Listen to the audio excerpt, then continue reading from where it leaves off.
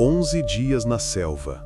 77 tentativas de desbloquear o celular com um código PIN incorreto. 90 fotografias noturnas na escuridão total.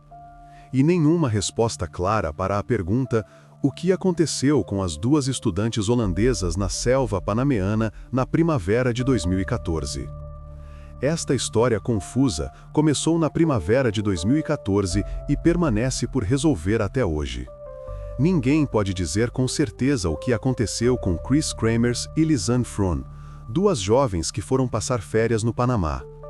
Às vezes penso, quantas histórias como esta permanecem desconhecidas, quantas pessoas simplesmente desaparecem e ninguém descobre a verdade.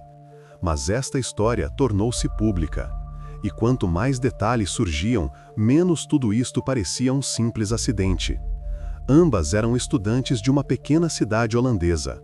Os seus entes queridos recordam-nas como jovens alegres, abertas e incrivelmente otimistas. Jovens comuns, com pouco mais de 20 anos, com planos, sonhos e um futuro pela frente. Os pais de Lisanne pagaram-lhe a viagem como presente de formatura da universidade, onde estudou psicologia. Chris, na altura, ainda continuava os seus estudos em História da Arte na Universidade de Utrecht. Não eram extremistas, nem amantes de aventuras arriscadas, apenas duas amigas que queriam ver o mundo. O seu principal objetivo era melhorar o seu espanhol e participar em projetos de voluntariado, trabalhar com estudantes locais. Ajudar pessoas, praticar a língua, talvez encontrar algo para si mesmas nessa experiência. E claro, simplesmente relaxar, desfrutar do exotismo de um país desconhecido. O Panamá parecia o lugar ideal. Não muito caro, suficientemente seguro para turistas, bonito. Nos meses que antecederam a viagem, ambas trabalharam num restaurante local, poupando dinheiro para a viagem dos sonhos. Guardavam pouco a pouco, planejavam o itinerário, liam as avaliações de outros viajantes. Em março de 2014, Chris e Lisanne partiram do aeroporto de Amsterdão. O primeiro destino foi Bocas del Toro, uma pequena cidade insular na costa caribenha do Panamá. Ali relaxaram, nadaram no mar quente e transparente, aprenderam a língua, provaram a culinária local. Provavelmente é assim que umas férias ideais devem ser, sem pressa, apenas estar no aqui e agora. Em suma, faziam exatamente aquilo com que tanto sonharam. Os familiares recebiam longas e entusiasmadas mensagens sobre as belezas do Panamá e as impressões da viagem. As raparigas fotografavam pôres do sol, comida local, crianças sorridentes. Tudo corria bem. Após algumas semanas em Bocas del Toro, as jovens mudaram-se para a cidade de Boquete, situada no sopé do vulcão Baru. A viagem demorou várias horas. Primeiro um ferry da ilha para o continente, depois um autocarro através do interior do país. As paisagens mudavam. Em vez de praias e palmeiras, surgiram montanhas cobertas por densas florestas tropicais. Esta região é famosa pelas suas selvas, atravessadas por trilhos turísticos que levam aos locais mais pitorescos. Boquete é uma pequena cidade com pouco mais de 6.000 habitantes, mas é popular entre os estrangeiros. Aqui vivem expatriados, há cafés com menus em inglês, agências de turismo e hostels. Era aqui que Chris e Lisanne planejavam passar o resto das suas férias. Em Boquete, as raparigas planejavam dedicar-se ativamente ao estudo de espanhol e ao voluntariado com crianças locais. Já tinham acordos com uma escola de línguas que organizava tais programas para estrangeiros. Tudo tinha sido combinado com antecedência, alguns meses antes da partida. Mas houve um contratempo. Ao chegarem, descobriram que não poderiam começar a trabalhar imediatamente. A administração informou que, de momento, essa possibilidade não existia. As razões permaneceram vagas. Talvez um problema com os documentos, talvez o grupo ainda não estivesse formado. A desilusão foi grande. Foi por isso que viajaram para lá. No entanto, ainda havia a oportunidade de ajudar famílias pobres na área de Alto Boquete, numa zona montanhosa um pouco acima da cidade. Era um formato diferente, mais individual. Chris e Lisanne decidiram não alterar os seus planos e ficar no Panamá por mais um mês, até o início do próximo programa de voluntariado. O dinheiro permitia e o visto também. E por que não passar mais um mês num lugar tão bonito? Por que não? Faltavam alguns dias para o início do trabalho. Tempo livre. Inicialmente, caminhadas na selva não estavam planejadas. As jovens não tinham equipamento especial nem experiência em trekking sério. Mas, uma vez que surgiu uma janela no horário, decidiram não a desperdiçar e explorar os arredores. A dona da casa, onde alugavam um quarto, falou-lhe sobre o trilho El Pianista, um percurso popular que qualquer turista pode fazer. Bonito, perto, seguro. Na altura, ainda não suspeitavam que não lhes seria destinado regressar vivas daquela selva. Dispostas a uma aventura, Chris e Lisanne encontraram um guia local, Feliciano Gonzalez. Um panamiano de meia-idade e baixa estatura, ele guiava turistas pela região há mais de 10 anos e conhecia todos os trilhos. Combinaram que ele as acompanharia ao Parque Nacional. O encontro foi marcado para amanhã de 2 de abril. No dia anterior, 1 de abril, as jovens tomaram uma decisão espontânea. O dia estava excelente. Sol, uma brisa leve, temperatura confortável, cerca de 25 graus. Ficar num quarto abafado parecia um crime. Elas partiram para uma caminhada por conta própria pelo trilho local El Pianista, apenas para ver, para explorar o local. Amanhã iriam com o guia para outro lugar, então por que não passear sozinhas hoje? O próprio trilho El Pianista é um dos mais populares entre os turistas nesta região do Panamá. O nome traduz-se como o pianista, talvez pelo apelido do primeiro explorador ou porque o caminho serpenteia como dedos sobre as teclas. Os habitantes locais contam versões diferentes. O percurso consiste numa subida de cerca de 600 metros, seguida de uma descida através de densa vegetação tropical. O trajeto de ida leva aproximadamente 3 horas, a um ritmo calmo, parando para tirar fotos e descansar nas pedras. O trilho é considerado bastante fácil, até crianças o percorrem, e termina num miradouro com uma vista deslumbrante da selva. É possível ver vários vales ao mesmo tempo, cordilheiras ao longe e, embaixo, um mar verde de árvores. Um lugar para selfies, em suma. Depois, a ideia é dar a volta e descer pelo mesmo caminho. Mas no topo não há quaisquer vedações. Pode-se continuar, só que aí já não há trilho. Apenas a floresta, densa e confusa. Até os habitantes locais evitam ir além do miradouro, especialmente durante a estação das chuvas, que vai de abril a outubro. Nessa altura, os caminhos ficam alagados. A argila torna-se escorregadia como manteiga. As raízes sobressaem do chão e a subida transforma-se de um simples passeio numa empreitada perigosa. Podes tropeçar, escorregar numa pedra molhada, cair numa ravina. Os locais sabem disso. Os turistas, nem sempre. O percurso vai do estado de Chiriquí até à província de Bocas del Toro, atravessando desfiladeiros com mais de 20 metros de profundidade que devem ser superados por pontes de corda. Tais pontes são simplesmente cordas e tábuas de madeira amarradas umas às outras. Elas balançam sobre os pés, rangem e por vezes cedem sob o peso de uma pessoa. É assustador, mas transitável. No entanto, a 1 de abril, o tempo estava esplêndido e soleiro. A estação das chuvas ainda não tinha começado. O ar estava seco, o trilho firme, condições ideais para uma caminhada. Chris e Lisanne levaram uma mochila leve, colocando apenas o essencial. Uma garrafa de água, uma para as duas, de 1 litro, algum vinheiro, cerca de $80, os passaportes para o caso de precisarem, os telemóveis e uma câmara fotográfica Canon PowerShot. Não planeavam uma longa expedição, apenas um passeio de algumas horas. São precisamente as fotos desta câmara que permitirão mais tarde reconstituir o início do seu percurso. Já as fotografias tiradas mais tarde apenas levantarão mais questões e causarão arrepios na pele. Quando se olha para elas, algo se aperta por dentro. O que aconteceu depois de as jovens terem saído do seu quarto só pode ser inferido a partir dos testemunhos dos habitantes locais e das fotografias da sua câmara.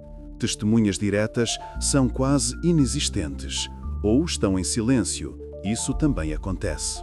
Chris e Lisanne foram de táxi até ao início do trilho. O motorista, um panamaiano idoso chamado Roberto, deu mais tarde o seu depoimento à polícia. Segundo ele, era por volta do meio-dia. As raparigas estavam bem dispostas, riam, uma mostrava algo no telemóvel à outra. Ele deixou-as no início do trilho, onde há uma placa de madeira com a inscrição El Pianista. É aqui que começam as primeiras discrepâncias. A hora das primeiras fotografias, encontradas mais tarde na câmara, indica que as jovens iniciaram o percurso já às 11 da manhã. Isso significa que, antes de encontrarem o taxista, já tinham percorrido alguma distância?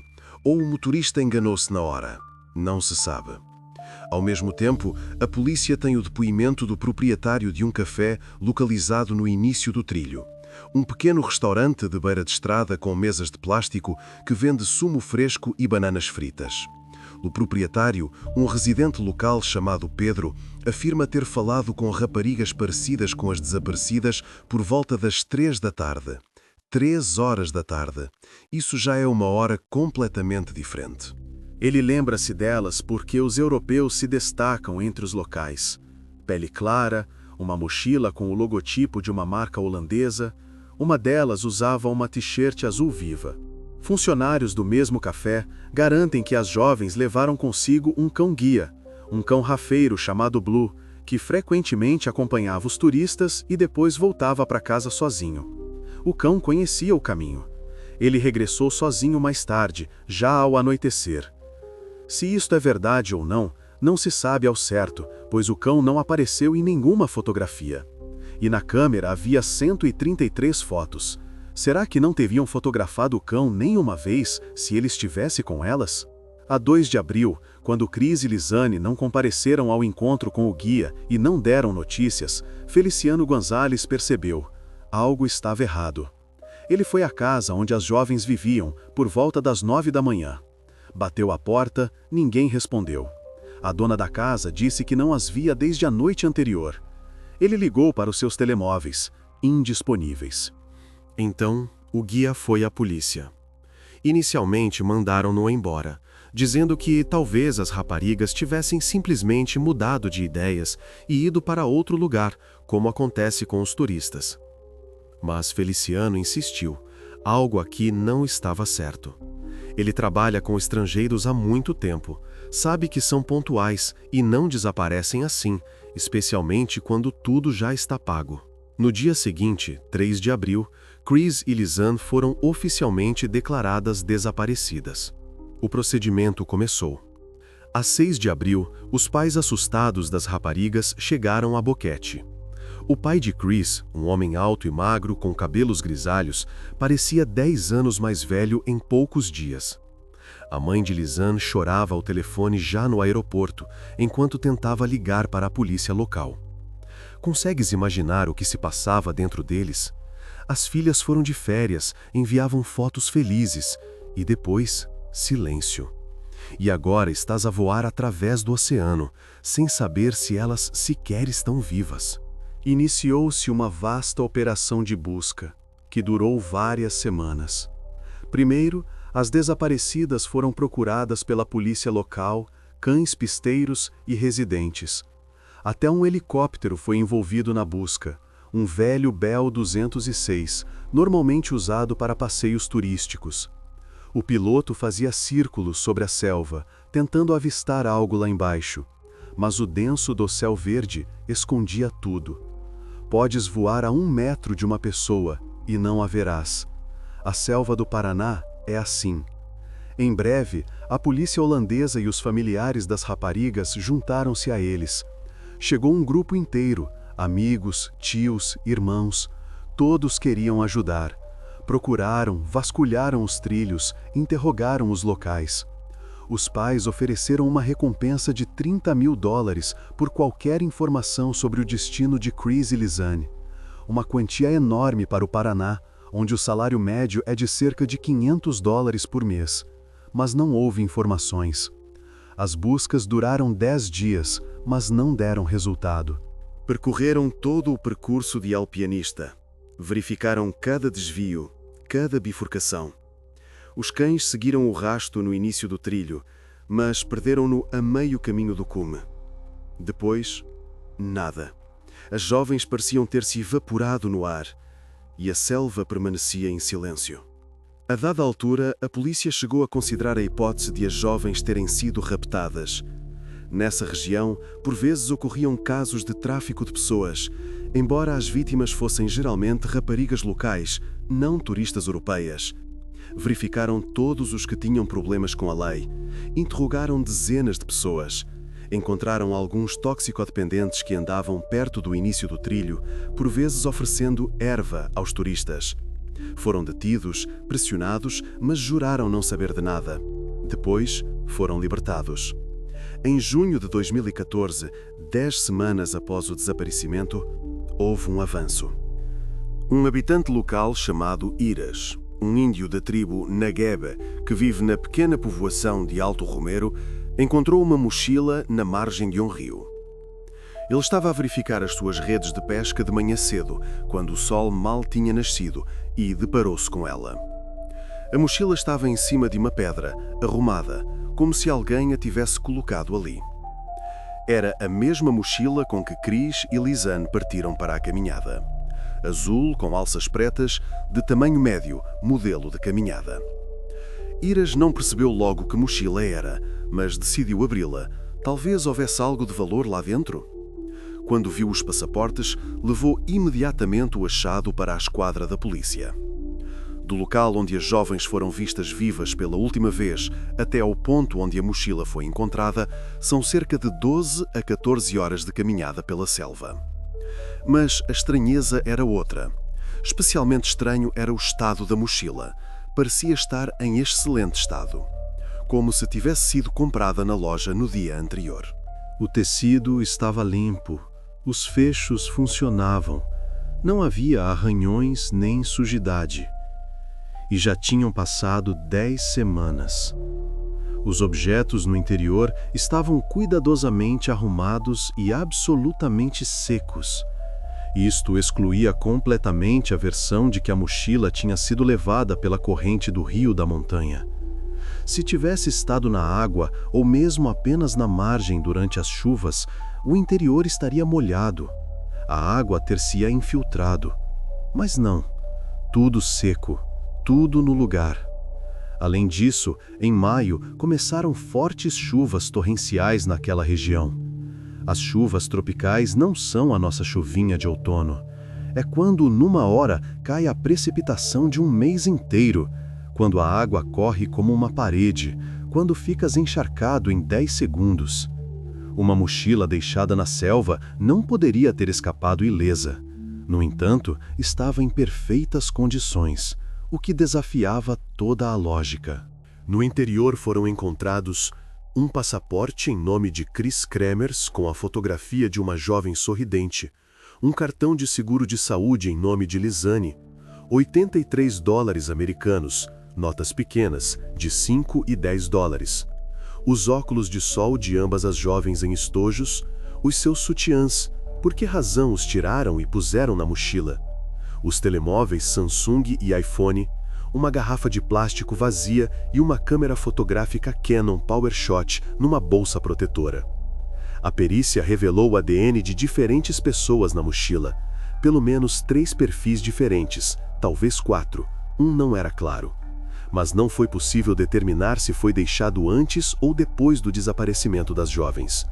O ADN poderia ter surgido a qualquer momento, na embalagem da fábrica, na loja onde a mochila foi comprada, no hostel onde outros turistas poderiam ter lhe tocado, ou talvez depois de as jovens terem desaparecido.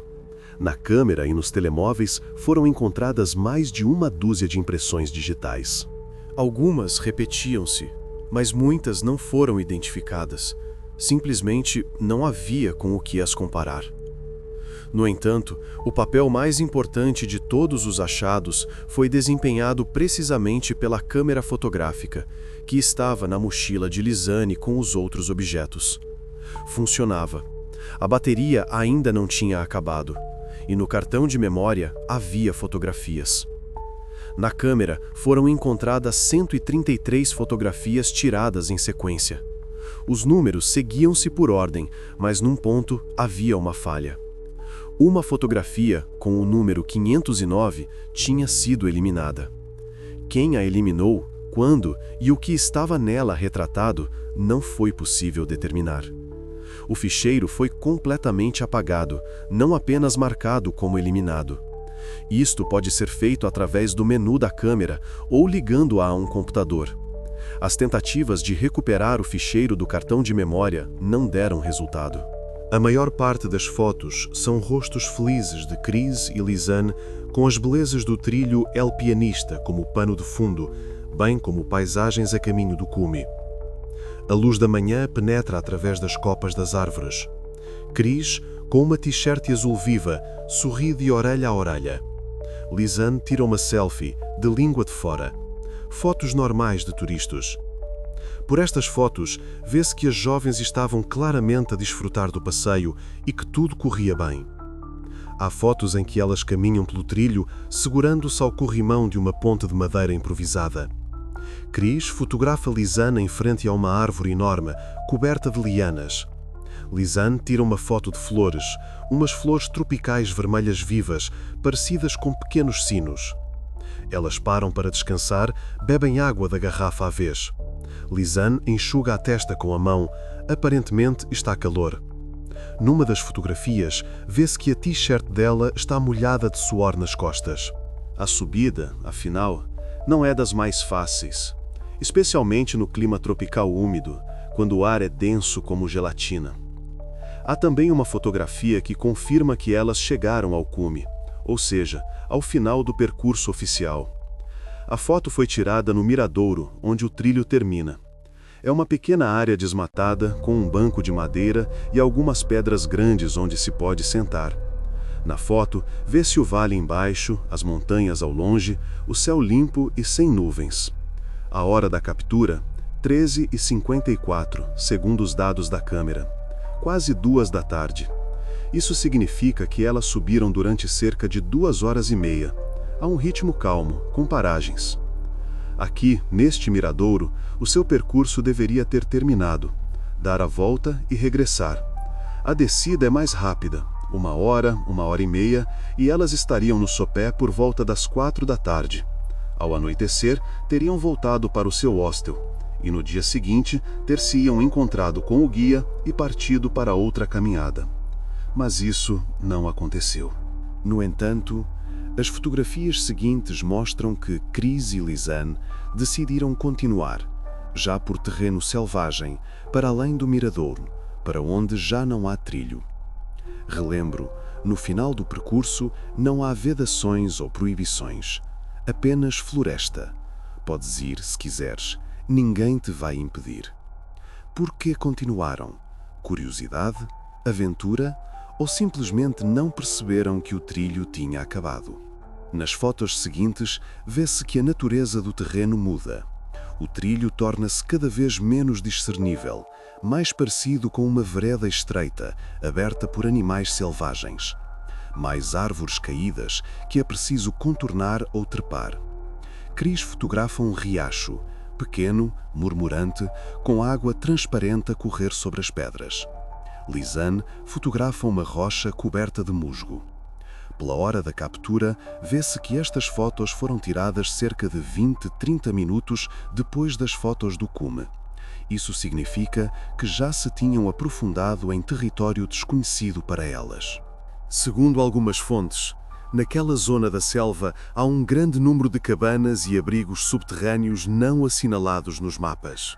Os habitantes locais, por vezes, constroem ali abrigos temporários que usam para caçar ou colher frutos. E também há rumores, embora sejam apenas rumores, de que nas profundezas da selva existem plantações de coca. E as pessoas que guardam essas plantações não ficam muito felizes com visitas inesperadas. Quem vive lá, o que lá acontece, nem os guias experientes sabem.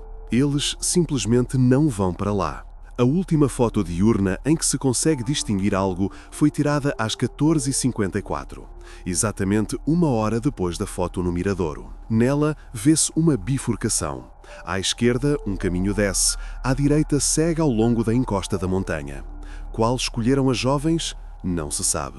Estas são as últimas fotografias com base nas quais se podem fazer suposições sobre o percurso de Chris e Lisanne. Depois disto, na memória da câmara, um vazio. Uma semana inteira. Nenhuma foto. E depois, as fotografias tiradas uma semana depois levantam muito mais questões. A 8 de abril, exatamente uma semana após o desaparecimento, a câmara liga-se subitamente e começa uma série de 90 fotos tiradas na escuridão total, sob chuva forte, entre 1 e 4 da manhã. Na maioria, a imagem está desfocada, tremida. O flash ilumina apenas gotas de chuva e pedaços de nevoeiro. É difícil perceber o que está a acontecer. Nessa escuridão, se olhar atentamente por muito tempo, podem-se distinguir ravinas, desfiladeiros, algures, as silhuetas de árvores, algures, pedras, algures, pontes de corda. Em algumas fotos, vê-se que a câmara está apontada para baixo, para o chão, para as raízes das árvores. Noutras, para cima, para as copas. Noutras, ainda, simplesmente para o vazio, para o céu negro de onde cai a chuva. Os dados da câmara mostram que a pausa entre algumas fotos era de apenas alguns segundos. Um clique. Pausa de 3 segundos.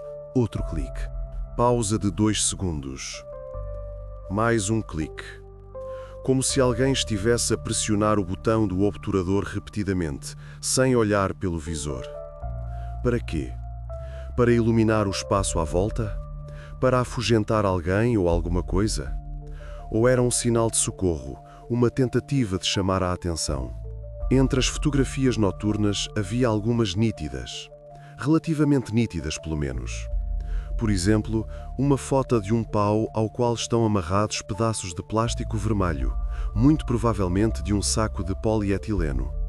O pau está espetado no chão. O plástico esvoaça, encharcado pela chuva. Um saco exatamente igual, vermelho, chinês com ideogramas, foi encontrado no quarto onde as jovens estavam hospedadas.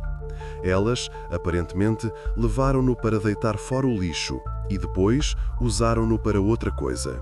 Para um sinal, a cor vermelha é bem visível do ar. Há outra foto. No chão, há algo branco.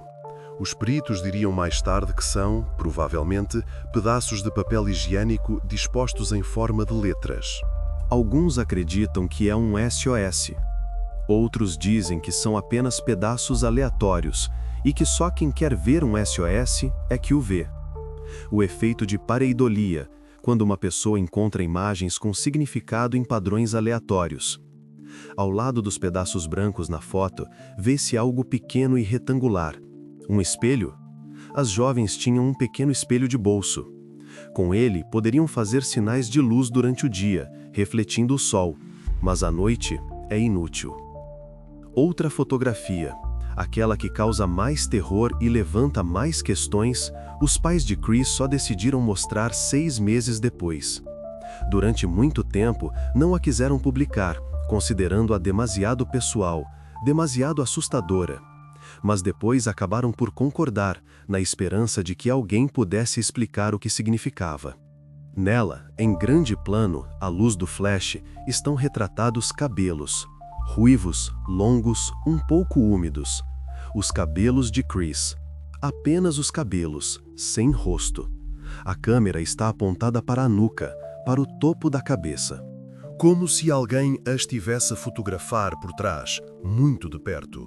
Ou seria ela própria a segurar a câmara por trás, por cima da cabeça? Para quê?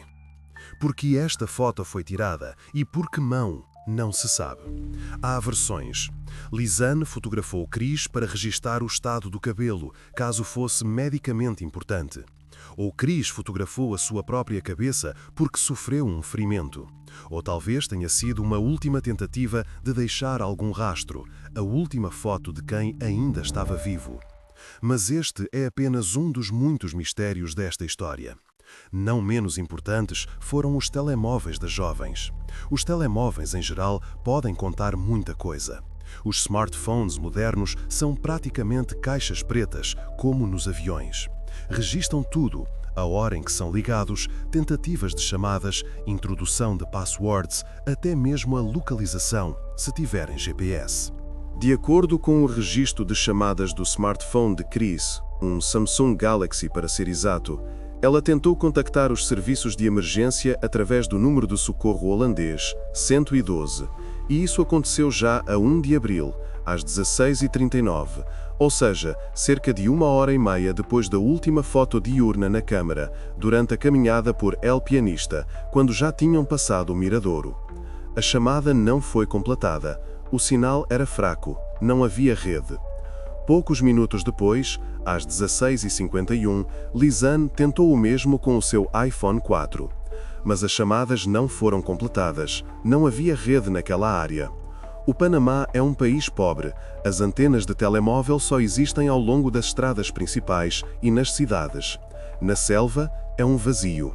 Pode estar com o telemóvel, ver uma barra de sinal, mas mesmo assim não consegues ligar. Depois disso, os telemóveis foram desligados. A poupar bateria? Provavelmente. E foram ligados no dia seguinte, 2 de abril, às 8h14 da manhã, cerca de 14 horas depois. As jovens tentaram novamente ligar para os socorristas. O telemóvel de Chris foi ligado e desligado várias vezes. Tentativa. Sem rede. Desligado. 1 hora depois, nova tentativa. Novamente sem sucesso. Elas claramente percebiam que precisavam de poupar a bateria. E a 3 de abril, às 9h32, lembraram-se de usar o número correto do Serviço de Emergência do Panamá, 911. Na Europa é 112 em todo o lado. Elas marcaram-no por hábito. Mas na América Central usa-se o sistema americano, 911. E então a ligação foi estabelecida, literalmente por alguns segundos. O telemóvel registou-se na rede, a ligação começou e foi imediatamente interrompida. O sinal desapareceu. Consegues imaginar o que elas sentiram naquele momento? A esperança brilhou e apagou-se de imediato. Nos dias seguintes, os telemóveis eram ligados apenas por breves instantes, aparentemente para verificar o sinal. Ligavam, viam, sem rede, desligavam. Por vezes, o telemóvel funcionava por 1 minuto, outras vezes por 5 minutos. As jovens tentavam claramente conservar a carga o máximo de tempo possível. Era o único fio que as ligava ao mundo. A 6 de abril, o telemóvel de Lisanne deixou de funcionar. Ficou sem bateria. A última vez que foi ligado foi registada às 10h51 da manhã.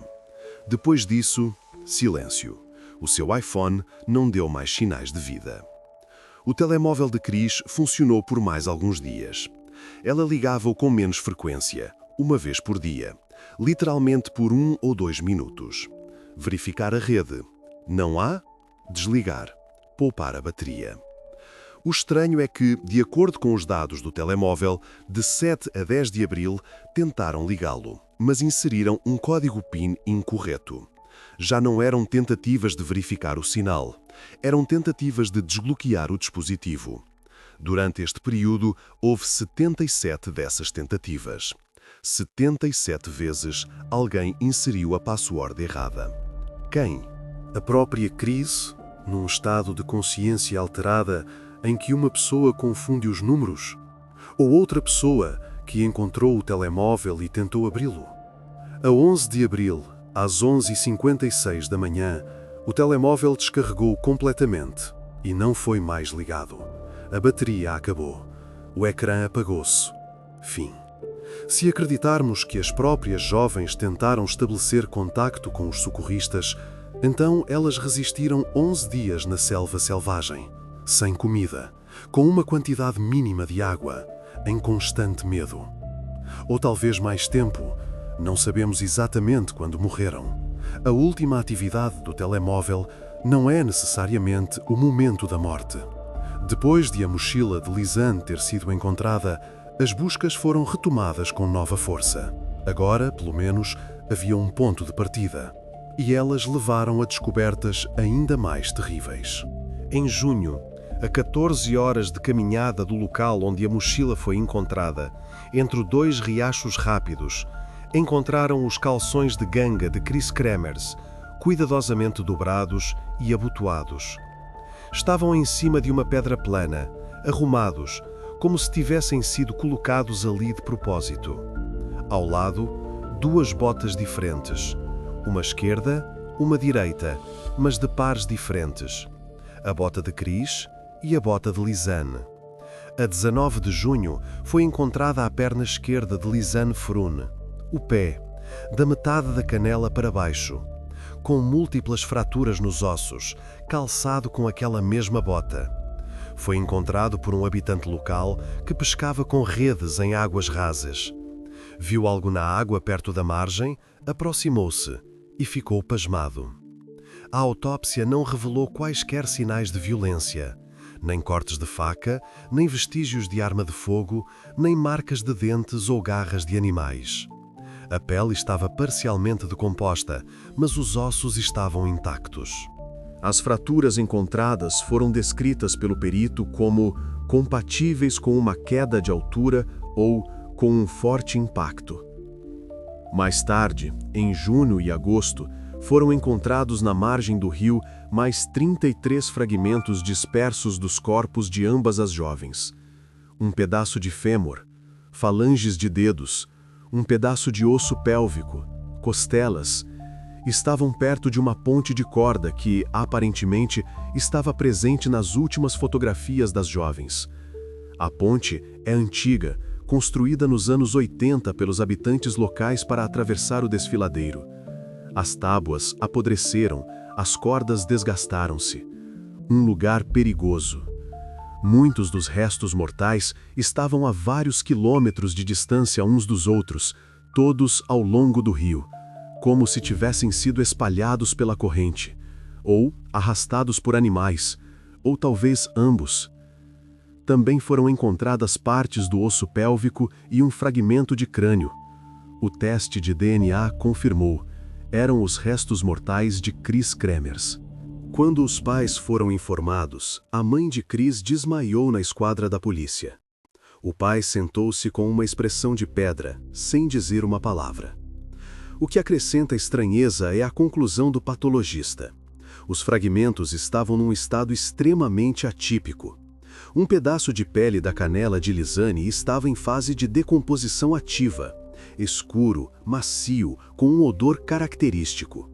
Mas o fêmur e a tíbia da mesma perna estavam em perfeitas condições, praticamente vivos, brancos, limpos, sem vestígios de decomposição de tecidos moles, sem danos de insetos ou animais, como se tivessem sido limpos, ou lavados, ou tratados com algo.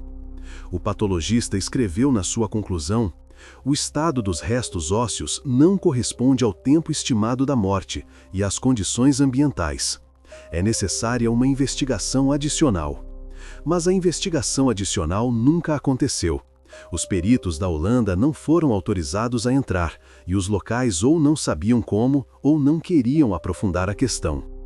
Especialistas, aqueles que estudaram o caso de forma independente, admitem que isto não foi por acaso, que alguém pode ter feito algo com os restos mortais das jovens. Limpá-los? Guardá-los em certas condições? Mas quem e por quê? E se assim for, onde estiveram as jovens durante as 10 semanas em que foram procuradas? Certamente não na selva, onde em poucos dias, num clima tropical, de um corpo restam apenas os ossos, roídos por insetos. Além disso, os ossos de Chris estavam num estado completamente diferente dos de Lisanne. Estavam totalmente descoloridos, branqueados, como se tivessem estado sob um sol forte durante vários meses, embora tenham sido encontrados aproximadamente na mesma altura e na mesma área. Por que tal diferença? O caso das jovens desaparecidas na selva continua a ser extremamente controverso. Na Holanda, as autoridades defendem oficialmente a versão de um acidente. Perderam-se, sofreram ferimentos, morreram de desidratação e lesões. O caso foi encerrado. Os restos mortais foram enterrados. Os pais receberam o seguro. No entanto, as autoridades policiais do Panamá, pelo menos algumas delas, não excluem a versão de morte violenta. Mas não há provas, e politicamente é inconveniente, um escândalo, a reputação do país, o turismo seria afetado. É mais fácil atribuir a um acidente e esquecer. Nesta trágica história, há demasiados enigmas e factos confusos. As versões sobre o que aconteceu com Chris e Lisanne são inúmeras, das mais simples às mais conspiratórias. A versão mais lógica, a oficial, é a seguinte. As jovens chegaram ao final do trilho El Pianista, mas não voltaram para trás. Continuaram para a selva selvagem, talvez por curiosidade ou porque não perceberam que o trilho tinha acabado. Perderam-se. Tentaram regressar, mas não conseguiram encontrar o caminho. A floresta tropical não é um parque com caminhos. Lá, tudo é igual. Árvores, lianas, arbustos. Podes andar em círculos e não te aperceberes disso. Tentaram ligar para os socorristas, mas não havia rede. O pânico aumentou. Depois, a dada altura, Lisanne partiu ou torceu uma perna, escorregando numa pedra molhada ou caindo de uma altura. Há muitas rochas naquela área, algumas delas íngremes, com 5 a 7 metros. Se cair de mau jeito, pode-se partir uma perna ou ter uma fratura da pelvis. Chris não podia abandonar a amiga na selva e ficou a cuidar dela. Assim, aguentaram 11 dias, provavelmente recolhendo água da chuva em folhas. As grandes folhas das plantas tropicais podem reter até 1 litro de água. Uma pessoa pode sobreviver várias semanas sem comida, mas sem água, apenas 3 ou 4 dias. Mas na selva, há água. Os restos de plástico amarrados ao pau foram provavelmente uma tentativa de fazer um sinal, afinal, procuravam-nas até de helicóptero. O plástico vermelho é bem visível do ar contra o fundo verde. Talvez tenham ouvido o ruído das hélices, tentaram chamar a atenção, agitando algo brilhante. Mas o denso dossel da selva escondeu-as. Há uma suposição de que, numa das fotografias, a palavra SOS foi escrita com pedaços de papel higiênico, e no meio está um pequeno espelho, que as jovens também poderiam ter usado para fazer sinais ao helicóptero. De dia, com o espelho, refletindo o sol. De noite, com o flash da câmera. Quanto às 90 fotos na escuridão total, também há uma explicação lógica. Muitas delas foram tiradas com flash. Aparentemente, as jovens simplesmente precisavam de iluminar algo no escuro. Não tinham uma lanterna. Poderiam ter a lanterna do telemóvel, mas a bateria dos telemóveis estava sendo poupada. E a câmera, aqui está ela, a funcionar, com flash. Pressionas o botão, por 1 segundo uma luz pisca, podes ver o que está à frente. Pressionas novamente, outro flash. O estado de Lisanne pode ter piorado, inflexão da fratura, febre, desidratação. Chris tentou ajudá-la, pressionando o obturador da câmera para que o ecrã se ligasse por alguns segundos e desse alguma luz. Para ver a amiga, verificar a sua respiração, dar-lhe água. Ou o flash da câmera foi usado para afugentar animais selvagens que se aproximavam no escuro. Nas selvas do Panamá, há ocelotes, jaguares, pumas. São cautelosos, geralmente não atacam humanos, mas uma presa ferida e deitada pode ser considerada um alvo fácil. E a luz brilhante do flash afugenta os predadores. Eles têm medo de luz inesperada. Por mais que as jovens tentassem sobreviver na selva, não conseguiram. Lisanne provavelmente morreu primeiro, devido aos ferimentos, infecção, desidratação. Chris ficou sozinha, talvez mais um dia, talvez 2, e depois também ela não aguentou. Os corpos decompuseram-se rapidamente. No clima tropical, isso leva apenas alguns dias. Insetos, bactérias, umidade, calor, tudo contribui para a decomposição. Depois, vieram as chuvas. O rio transbordou, arrastou os restos mortais. Foram espalhados pela corrente ao longo do rio, onde mais tarde foram encontrados. Uma versão bastante lógica, trágica, mas lógica. Um acidente. Sem má intenção, sem crime. Apenas duas jovens que se perderam e morreram. Infelizmente, isso acontece com turistas em todo o mundo. Mas ainda há inconsistências, e são muitas. Se as jovens passaram cerca de 11 dias na selva a lutar pela sobrevivência e a estação das chuvas já tinha começado, e especificamente na noite em que as últimas fotos foram tiradas, caía uma chuva torrencial, que aliás, se vê nas fotos com flash, as gotas de chuva refletem a luz, como é que a mochila, encontrada 10 semanas após o desaparecimento, podia estar em perfeitas condições, incluindo todo o seu conteúdo? Mesmo que se presuma que foi guardada num local seco, debaixo de um abrigo, numa gruta, debaixo de uma pedra, ainda assim, em 10 semanas na selva, algo deveria ter acontecido. Mofo, insetos, umidade. Mas não. A mochila parecia ter saído da loja ontem.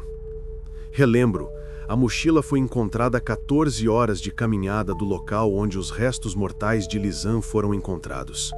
Se ela morreu onde o seu pé foi encontrado, como é que a mochila foi parar tão longe? Quem a levou para lá? A corrente do rio? Mas então estaria molhada. Um animal? Que animal arrasta uma mochila por 14 horas de caminho? Por que os calções de Chris foram encontrados numa pedra, cuidadosamente dobrados e abotoados? Não é algo que se queira tirar e deixar no meio da selva, especialmente se está a tentar sobreviver, a cuidar de cada objeto. Os calções protegem de arranhões, de insetos, do sol. Por que tirá-los? E mais importante, por que dobrá-los e abotoá-los cuidadosamente? Se estás a morrer de desidratação e ferimentos, não tens tempo para dobrar roupa. Simplesmente cais e ficas ali. A fotografia dos cabelos de Chris também levanta questões. Parecem limpos e frescos, bem cuidados. Bastante estranho para uma sobrevivência brutal na selva. Depois de 11 dias sem banho, sem pente, debaixo de chuva, na lama, o cabelo deveria estar emaranhado, sujo, colado. Mas na foto parece quase normal. Demasiado normal. É suspeito que não haja vestígios de dentes e garras de animais nos restos mortais, nenhuns. Embora os restos só tenham sido encontrados em junho e no final de agosto, um período bastante longo se presumir que as jovens morreram em abril. São 2, 3, 4 meses. E o tempo na selva não é de todo frio. A temperatura mantém-se em torno dos 25, 30 graus durante todo o ano, com uma umidade de quase 100%. Condições ideais para a decomposição.